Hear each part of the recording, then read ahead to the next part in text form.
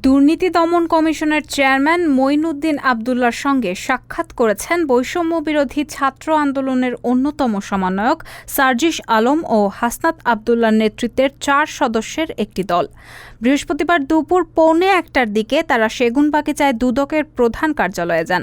সাক্ষাৎ শেষে তারা গণমাধ্যমের সঙ্গে কথা বলবেন বলে জানা গেছে। দুদক সূত্রে জানা গেছে তারা বেশ কিছু দাবি ও সুপারিশ পেশ করবেন।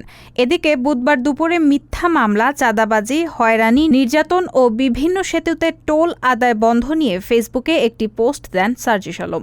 ফেসবুক পোস্টে সার্জিস আলম বলেন, দুটি জরুরি বিষয় নিয়ে আমাদের কথা বলার আছে। একটি হলো বাংলাদেশের বিভিন্ন জায়গায় ১৫টি সেতুতে ছাত্রদের কথা বলে টোল আদায় বন্ধ করে দেওয়া হয়েছে। আমাদের পক্ষ থেকে স্পষ্ট বার্তা হলো এটি রাষ্ট্রের আয়ের উৎস।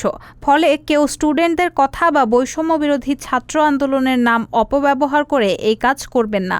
প্রতিটি ব্রিজে টোল দিতে হবে। তিনি বলেন, বৈষম্যবিরোধী ছাত্র আন্দোলনের ব্যানারে কোনো ত্রাণের ট্রাক কোথাও গেলেও টোল দিতে হবে। কেননা দেশকে স্থিতিশীল করতে হলে দেশের অর্থনৈতিক অবস্থা স্থিতিশীল করতে হবে। কিন্তু ক্ষমতার অপব্যবহার করার যে নোংরা সংস্কৃতি ছিল এত বছর ধরে, এখন আপনি যদি সামান্য কিছু অস্থিতিশীল অবস্থা দেখে সেই ক্ষমতার অপব্যবহার করেন কিংবা কোনো সেতুতে টোল দেওয়া বন্ধ করে দেন বা স্টিকার দেখিয়ে পার হয়ে যান, এটিকে আমরা কোনোদিনও সমর্থন করি না।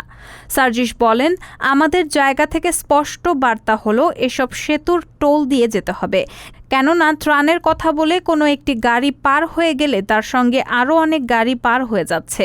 এভাবে ক্ষমতার অপব্যবহার বা নোংরা সংস্কৃতিকে আমরা কোনোভাবে সমর্থন করি না। রাষ্ট্র সুন্দরভাবে চলার জন্য রাষ্ট্রের আয়ের উৎসগুলো সুন্দরভাবে চলতে হবে। তিনি আরও বলেন, আরেকটি গুরুত্বপূর্ণ বিষয় হলো আওয়ামী লীগ ক্ষমতার অপব্যবহার করে হয়েছে।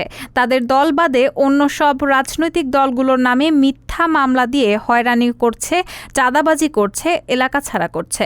এটিকে আমরা কোনোভাবে সমর্থন করি না। কিন্তু আজকে ১৬ বছর পর ছাত্র জনতার অভ্যুত্থানের মাধ্যমে পতন হয়েছে। আজকের এই গণ অভ্যুত্থানের পর একটি দল বা দলের নেতাকর্মীরা একই কাজ করেন, তাহলে তাদের থেকে কি শিক্ষা নিলেন? আমরা নির্যাতকের পরিবর্তন চাই না, নির্যাতনের সিস্টেমের পরিবর্তন চাই। রায়হানা মুন, সবার কথা।